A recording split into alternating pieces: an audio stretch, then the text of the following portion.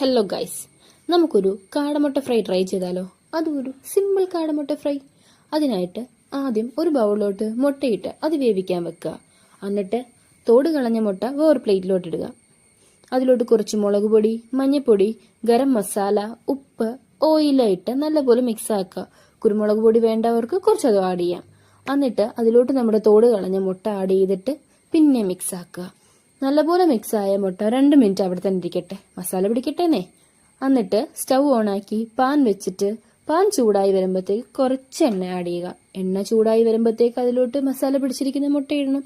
മുട്ട ഇടുമ്പം പ്രത്യേകം ശ്രദ്ധിക്കണം, ഇത് പൊട്ടിത്തെറിക്കും. പൊട്ടിത്തെറിച്ച മുഖത്താ എവിടെയാ വീഴുന്നതെന്ന് പറയാൻ പറ്റില്ല, നല്ലപോലെ പൊള്ളും. അതുകൊണ്ട് അത് സൂക്ഷിച്ച് വേണം ചെയ്യാൻ. എന്നിട്ട് ഫ്രൈ ആയ മുട്ട നമ്മൾ ഒരു പാത്രത്തിലോട്ട് സെർവ് ചെയ്യണം. ചൂടോടെടുത്ത് വായിലിട്ട് വാ പൊള്ളിയാൽ ഞാൻ ഉത്തരവാദിയല്ല. അങ്ങനെ നമ്മുടെ സിമ്പിൾ കാടമുട്ട ഫ്രൈ ഇവിടെ റെഡി ആയിട്ടുണ്ട്. വീഡിയോ ഇഷ്ടപ്പെട്ടാൽ ഒന്ന് സപ്പോർട്ട് ചെയ്യണേ. Okay, by.